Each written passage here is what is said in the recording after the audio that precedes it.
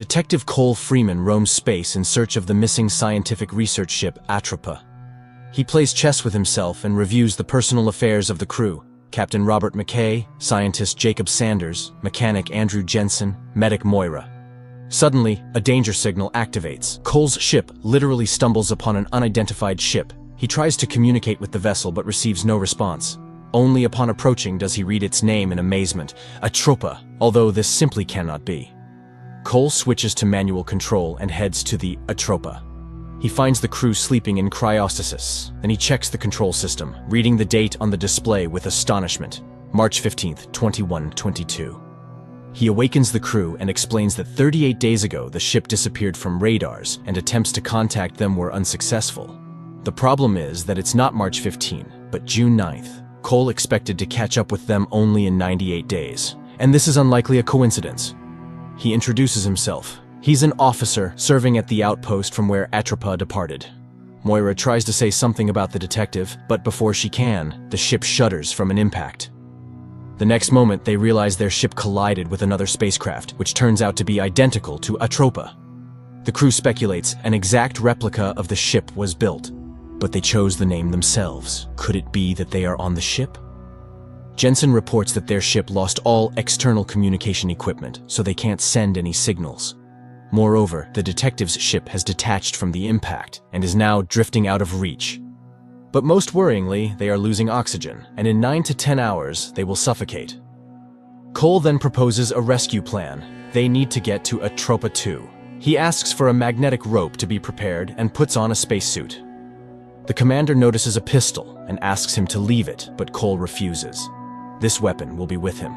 Moira escorts Cole to the exit. It becomes clear that they were close, but the woman left on a 15-year mission without saying a word to him.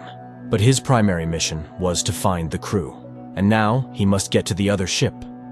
The detective opens the airlock, flies over to the second Atropa by the rope, and enters inside. Everything inside looks like an accident happened. No lighting and no gravity. Cole inspects the room and finds a photograph of Moira with the captain, causing their surprise. He moves on, guided by the crew, since the inside of the ship is identical to theirs. Cole tries to connect to the terminal and discovers the absence of lifeboats, but where could the crew have gone? Then Sanders discovers that the second Atropa was flying a parallel course and stopped at the same time as the first ship. But how then did they collide? Cole and the others have long heard a strange sound but can't figure out where it's coming from until the detective reaches the passage leading to the lifeboats. He goes there and finds a body. Sanders? The next minute, explosions begin on the stern of the second ship. Cole, having grabbed the found body, barely manages to return to Atropa before its twin explodes. Moira meets the detective and brings him back to consciousness, but Sanders, seeing his double, goes into hysteria and has to be sedated. Later, Cole is upset, remembering the loss of his ship. Moira sympathizes, but is worried about how to get out of the predicament. The man reassures her they will find a way. The woman leaves, but the captain catches up with her. Why did she hide that she has a husband? But the woman cuts off the conversation.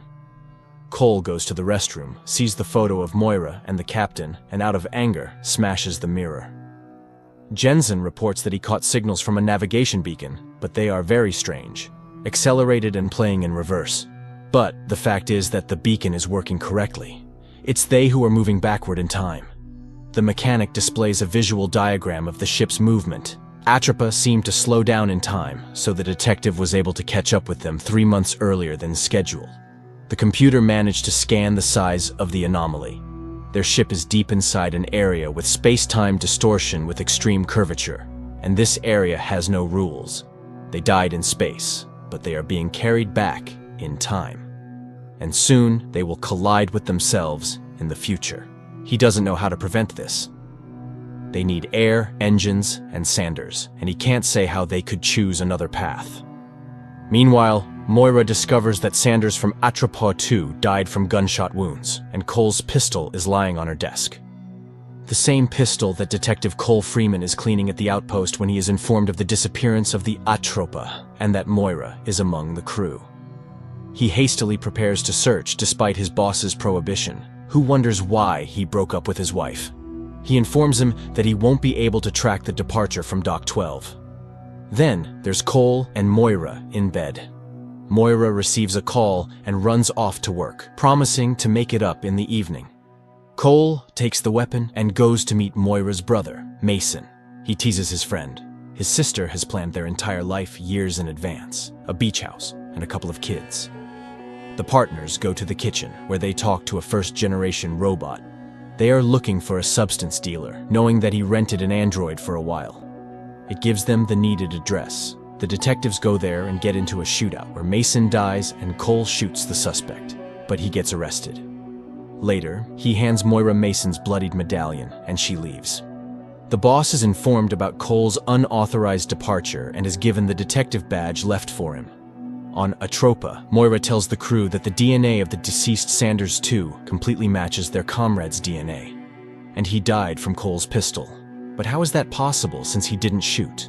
The captain suggests removing the weapons and asks Moira to wake up Sanders, but Jensen reminds them of the escape pods, which is a good option. The captain is against using them, then all that's left is to wait, and here, it's a dead zone. So it's unlikely anyone will come. Only Sanders can help. Moira wakes up the scientist, but he suddenly grabs a scalpel and takes Jensen hostage. He's sure that Cole will kill him and wants to prevent this. Wounding the mechanic, the man runs away, and the detective and captain go after him. The pistol remains on the table, and Moira hides it in the cupboard. The captain and Cole look for Sanders and discover a crack that apparently will lead to a fire, as on Atropa 2. They inform Moira that they can't find Sanders, and during their conversation, Jensen disappears. Then the signal for the launch of the escape pod activates. Jensen has left.